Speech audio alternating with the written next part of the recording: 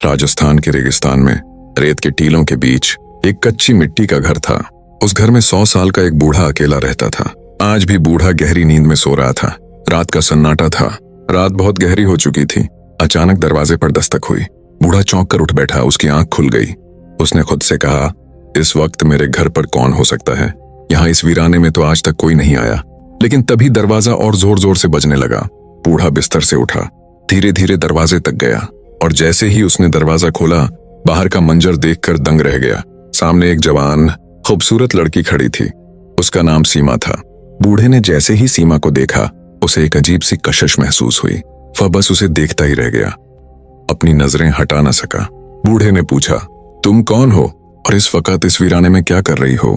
सीमा ने जवाब दिया, मैं अजमेर जा रही थी मगर रास्ता भूल गई। मुझे अपने घर में एक रात रहने दो, सुबह होते ही चली जाऊंगी। बूढ़ा सीमा को देखकर जैसे मदहोश हो गया। वह बोला, अंदर आ जाओ। सीमा घर के अंदर आई। बूढ़े ने उसे एक कोना दिखाया और कहा, यहीं सो जाओ। सीमा लेट गई और सो गई। लेकिन रात के आखिरी पहर में उसे महसूस हुआ कि कोई उसके पास खड़ा है। उसने धीरे से आंखें खोली। देखा, बूढ़ा वहीं खड़ा है। वह उसे अजीब सी नजरों से देख रहा था। सीमा झटके से उठ बैठी, बोली, क्या हुआ? तुम यहाँ क्या कर रहे हो? बूढ़ा बोला, कुछ नहीं, तुम्हें ठंड लग रही होगी, चादर देने आया था। सीमा ने गुस्से में चादर ली, उसे ओढ़ा और फिर लेट गई। लेकिन सीमा के सो जाने के बाद भी बूढ़ा वहीं खड़ा रहा। उसकी आंखों में अजीब सी चाहत थी। वह बस सीमा को देखता रहा। सुबह हुई।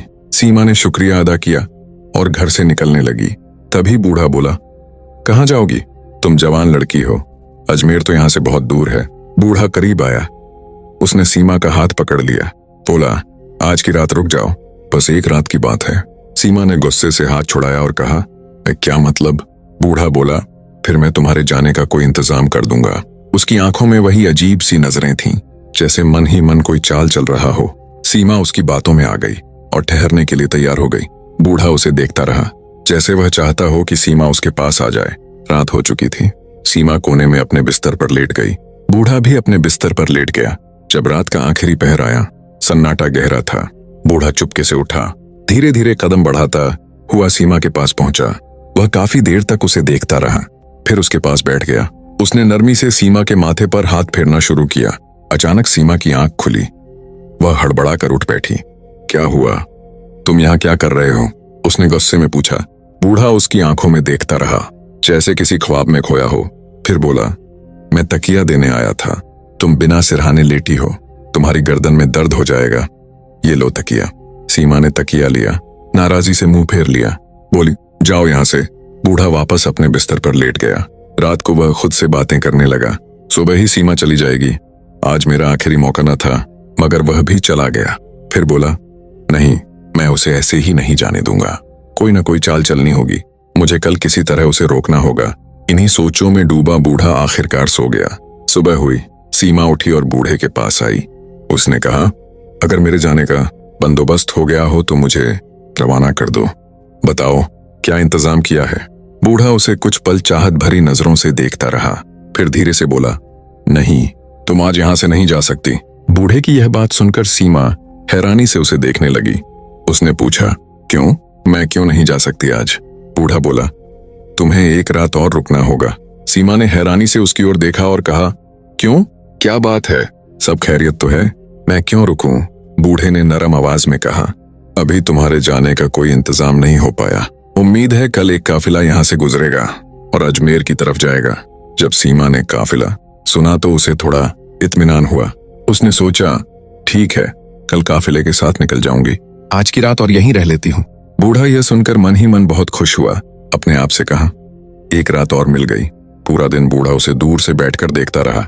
उसकी निगाहें अब और भी गहरी हो चुकी थीं। रात ढलने लगी। सीमा अपने बिस्तर पर लेट गई। बूढ़ा भी अपने बिस्तर पर लेट गया, मगर उसका दिल अब बेचैन था। वह लेटा रहा, पर उसकी आंखें छत को नहीं देख रही थीं। वे कमरे के कोने में सोई हुई सीमा को घूर रही थीं। उसकी सांसें तेज थीं। दिल में अजीब सी हलचल उठ रही थी। धीरे धीरे वह बिस्तर से उठा, चुपके से सीमा के पास गया, उसे ऊपर से नीचे तक देखने लगा, फिर उसके पास बैठ गया और उसके बालों को नरमी से सहलाने लगा। अचानक सीमा हल्की सी हिली। बूढ़ा डर गया कि कहीं वह जाग न जाए। वह घबराकर वापस अपने बिस्तर पर लौट गया, मगर उसने वहीं से सीमा का हाथ पकड़ लिया उसका चेहरा देर तक देखता रहा। उसकी आंखों में अब सिर्फ तमन्ना नहीं बल्कि कोई पुरानी प्यास जाग उठी थी। तभी अचानक सीमा की आंख खुल गई। वह चीख पड़ी, लेकिन बूढ़े ने झट से उसका मुंह दबा दिया ताकि आवाज बाहर न निकले। फिर वह हड़बड़ाकर अपने बिस्तर पर लौट गया, ऐसे लेट गया जैसे कुछ हुआ ही न हो। सीमा सारी रात सोचती रही, यह बूढ़ा मेरे पास क्यों आया था? क्या करने की कोशिश कर रहा था? इसके इरादे ठीक नहीं लगते। वह डर के मारे कांपती रही। सोचते सोचते आखिरकार उसे नींद आ गई। सुबह हुई, सीमा उठी और बूढ़े के पास आई। उसने पूछा, काफिला आया है क्या? अब मुझे इजाजत दो। बूढ़ा कुछ देर उसकी आंखों में देखता रहा, फिर बोला, लेकिन काफिला तो अभी तक नहीं आया। सीमा चौंक गई। कहा, मगर तुमने तो कहा था कि काफिला आज आ जाएगा। बूढ़े ने थकी हुई आवाज में जवाब दिया, हाँ आना था, शायद शाम तक आए। सीमा बोली, मैं अब और नहीं रुक सकती। बूढ़ा बस सिर हिलाकर चुप रह गया। अब वह घर के आंगन में बैठा था और दूर से बूढ़ा सीमा को उसी तरह अजीब नजरों से देख रहा था। सीमा ने मन ही मन कहा, इसकी निगाह मुझे ठीक नहीं लगती।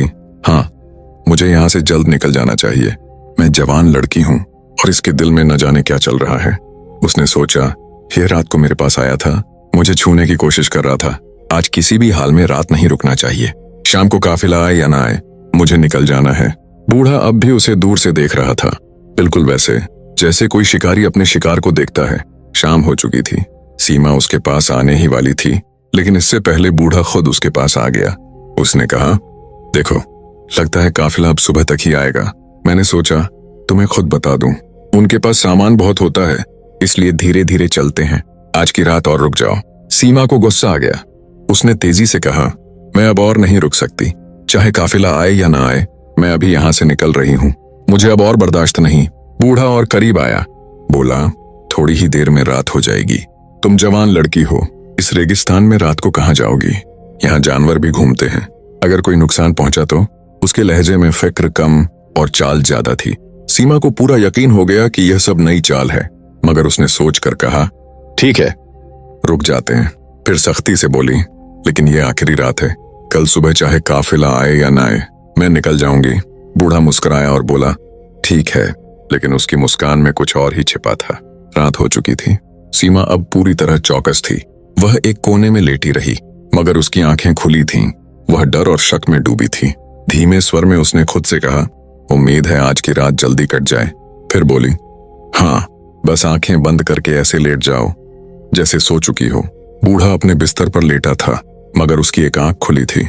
वह बार बार सीमा की तरफ देखता, यह जानने के लिए कि क्या वह सच में सो गई है। जब उसे लगा कि सीमा अब बिल्कुल नहीं हिल रही, उसने आंखें बंद कर लीं, लेकिन उसका दिल अब भी करवटें ले रहा था।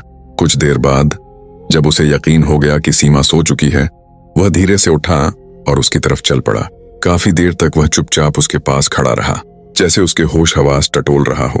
फिर वह सीमा के पैरों के पास बैठ गया। धीरे धीरे उसके पैर सहलाने लगा। तभी सीमा की आंख थोड़ी सी खुल गई। बूढ़ा समझ गया और तुरंत पीछे हट गया। अब उसने उसके माथे को सहलाना शुरू किया।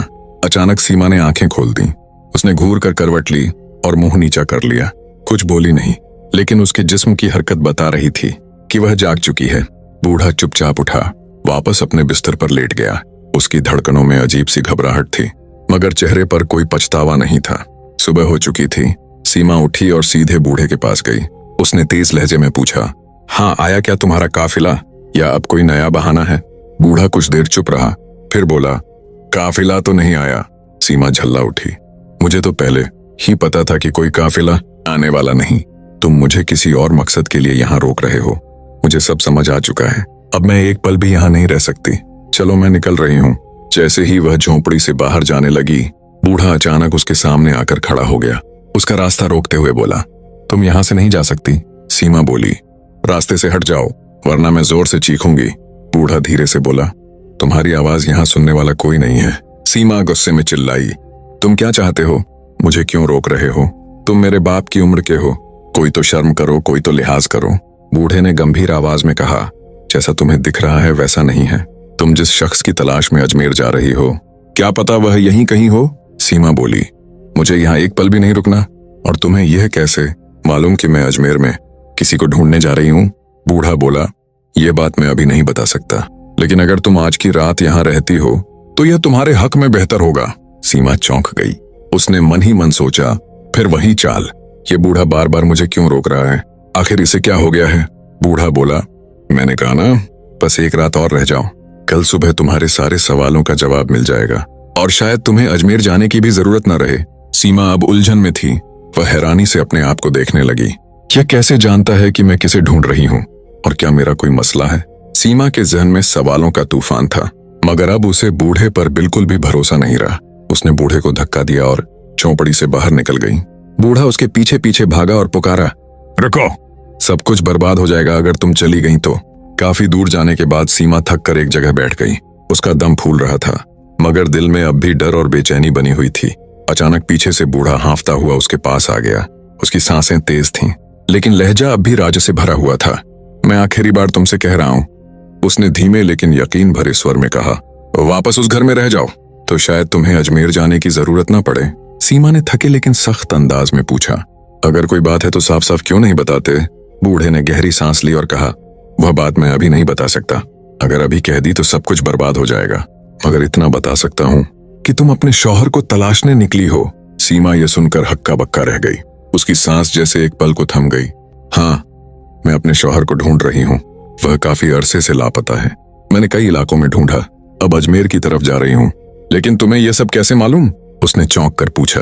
बूढ़ा बहुत संजीदगी से बोला, मुझे सब मालूम है, मगर तुम्हें मेरे साथ एक रात गुजारनी होगी, तभी मैं तुम्हारे सारे सवालों का जवाब दे पाऊंगा।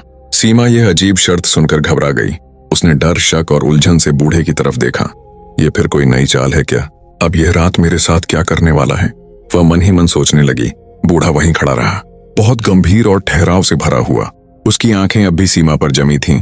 कुछ देर सोच विचार के बाद सीमा बोली, ठीक है, चलो एक रात और वहीं रह जाते हैं। यह सुनकर बूढ़े का चेहरा खुशी से खिल उठा। उसकी आंखों में चमक थी, जैसे कोई मंजिल करीब आ रही हो। ठीक है, उसने कहा। सीमा और बूढ़ा अब वापस घर की तरफ चल पड़े। सीमा आगे चल रही थी, बूढ़ा उसके पीछे।